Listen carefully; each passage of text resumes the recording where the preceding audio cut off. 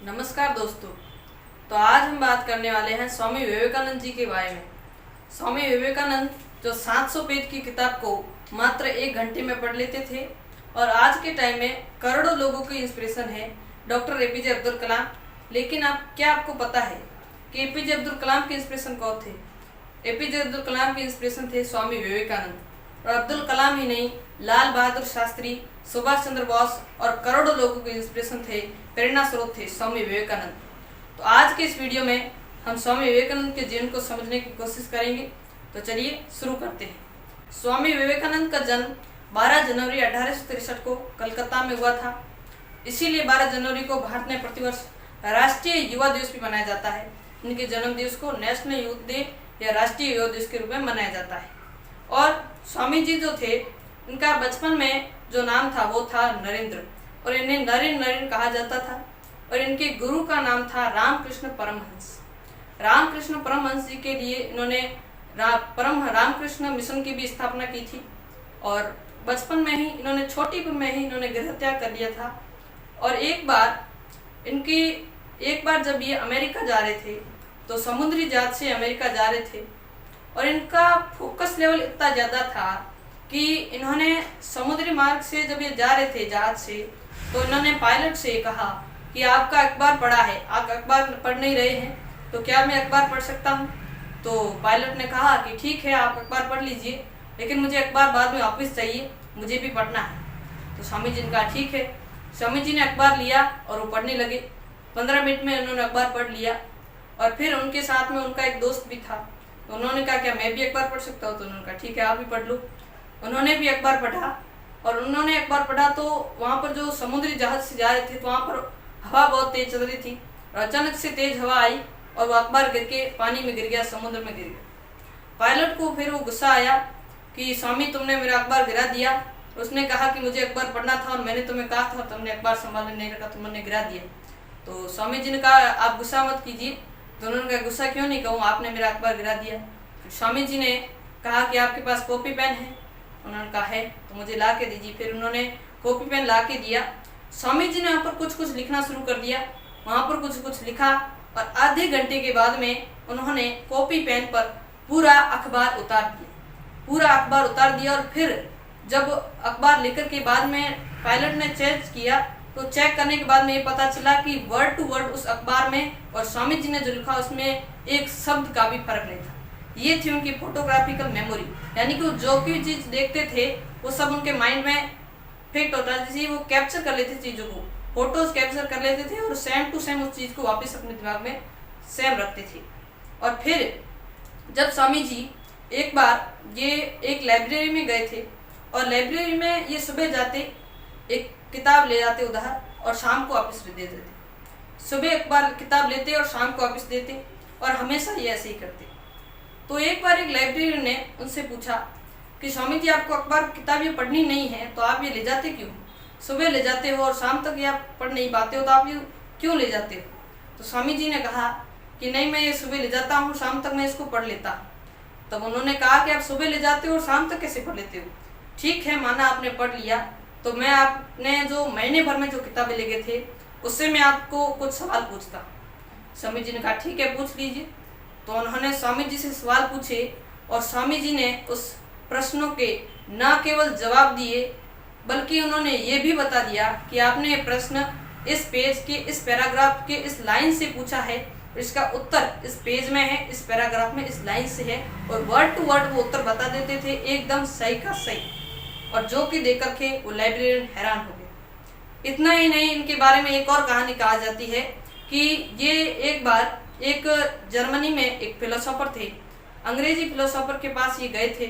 तो उनके घर पर गए हुए थे तो वहाँ पर एक किताब रखी हुई थी जो कि जर्मन लैंग्वेज की थी। और स्वामी जी को जर्मन लैंग्वेज नहीं आती थी, लेकिन स्वामी जी को किताब बड़ी अच्छी दिख रही थी। स्वामी जी ने कहा कि क्या मैं ये किताब पढ़ सकता हूँ? उन्होंने ऐसा अंग्रेज से पूछा।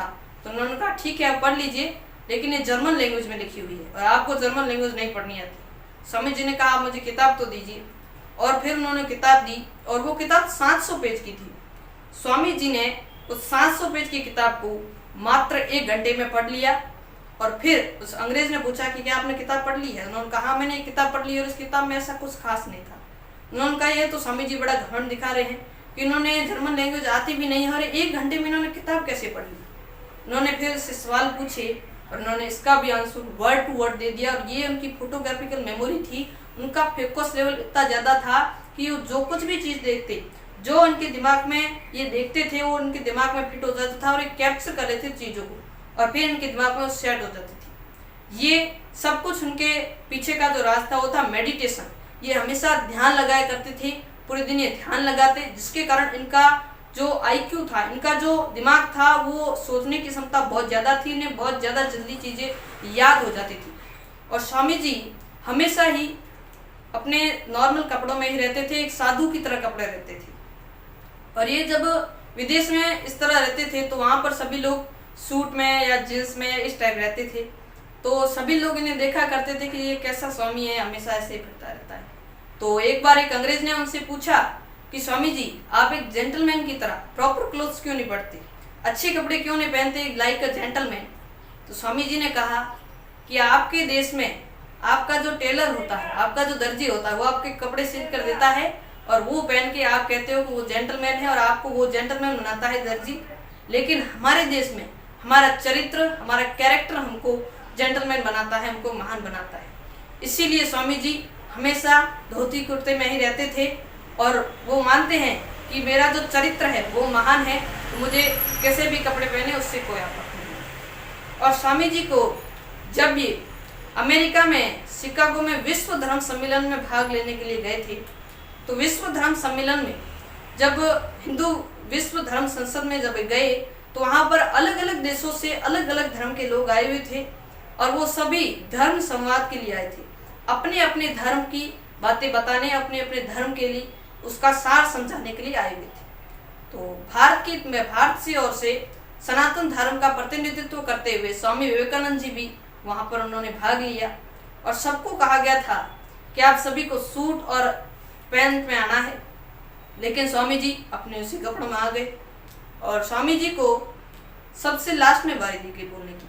वहाँ पर सबको 10-10-15 मिनट दिए गए बोलने के लिए, लेकिन स्वामी जी को कहा गया कि आपको 2 मिनट ही बोलना है और सबसे लास्ट में, क्योंकि अंग्रेज बहुत चिढ़ा करते थे उनसे और उन्होंने सोचा कि ये वैसे भी ऐसे कपड़ों में आया, इसे कौन सुनेगा, लास्ट के 2 मिनट दे देंगे जब लोग कम होंगे और ये बोलकर चला जाएगा।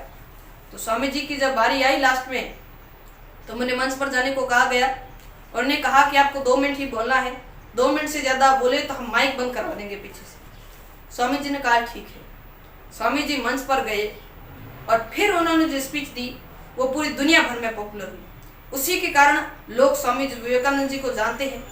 उन्होंने जाते ही कुछ ऐसा बोला कि लोगों ने तालियां बजानी शुरू कर दी। उन्होंने जाते ही सबसे पहले बोला कि brothers and sisters of America, America के भाइयों और बहनों। इससे क्या पता चलता है कि वसुधैव कुटुंबकम, हमारी संस्कृति है वसुधैव कुटुंबकम, पूरा विश्व, पूरी धरती ही हमारा परिवार है और उसको मैं भाई और बहन मानते हुए आपसे बात करने आया हूँ। भले आप किसी ही धर्म के हैं, किसी ही राष्ट्र के हैं, लेकिन मेरे लिए आप भाई है, बहन है। ये हमारी संस्कृति है। और स्वामी जी ने उनसे कहा कि brothers and sisters of America. लोगों ने तालियां बजानी शुरू कर दी और फिर स्वामी जी बोले, तालियां बजानी शुरू की, स्वामी जी बोलते गए, तालियां बजाते गए और 8,000 लोगों का स्टेडियम तालियों से गूंज उठा। और अगले ही दिन जो न्यूयॉर्क की अखबार था, न्यूज़पेपर में आया कि विश्व धर्म सम्मेलन में सभी लोगों का स्पीच अच्छा था, लेकिन स्वामी विवेकानंद जी के सामने सब फैलते। स्वामी विवेकानंद जी ने स्पीच दिया, उसके सामने हमें ये सोचना चाहिए कि जिस देश में ऐसे लोग हैं वहाँ पर हमें अपने धर्म के प्रचारक बेचना मूर्खता होगी कि हम अपने धर्म के प्रचारक बेच रहे हैं। स्वामी विवेकानंद के बारे में कहा जाता है कि अगर आपको भारत को जानना है तो स्वामी विवेकानंद जी को जानिए, पूरा भारत ही जान लेंगे। स्वामी विवेकानंद जी इसी के लिए जाने जाते हैं और ये ऐसे अद्भुत स्थान थे जिसकी कोई हद नहीं है। चीज़ों को बड़े अच्छे से याद कर देते थे, ये हमेशा कुछ नया करते थे। और स्वामी जी जब 1902 में ये मात्र 39 साल के थे, तब 31 बीमारियां इन्हें हुई थी और 39 साल की उम्र थी। बहुत ही कम उम्र में 41 बीमारियों के साथ में इनका देहांत हो गया, क्योंकि ये दिन में केवल 1-2 घंटा ही सोते थे और पूरे दिन काम करते थे। 1-2 घंटा ही मात्र सोते थे, इसलिए उन्हें बहुत सारी बीमारियां हुई थी, हार्ट प्रॉब्लम भी थी, और इसी के कारण 39 साल की उम्र में ही इनका देहांत हो गया था। और इन्होंने युवाओं के लिए कहा था कि उठो, जागो और तब तक मत रुको जब तक लक्ष्य की प्राप्ति न कर लो। और इसी के लिए पूरे देश में इनको जाना जाता है, देश ही नहीं पूरी दुनिया में स्वामी विवेकानंद जी पॉपुलर है। और स्वामी विवेकानंद जी ने हमारी वैदिक संस्कृति, भारतीय संस्कृति का प्रचार किया था, और स्वामी विवेकानंद जी इसी के लिए आज करोड़ों लोगों के दिलों में बसते हैं। और स्वामी विवेकानंद जी के जीवन को आज के इस वीडियो में मैंने आपको बताया कोशिश की है। तो आपको इस वीडियो से जरूर कुछ सीखने को मिला होगा। वीडियो अच्छा लगा हो तो इसे लाइक और शेयर करें, और ऐसे वीडियो के लिए हमारे चैनल HB स्टडी पॉइंट को सब्सक्राइब करें। धन्यवाद।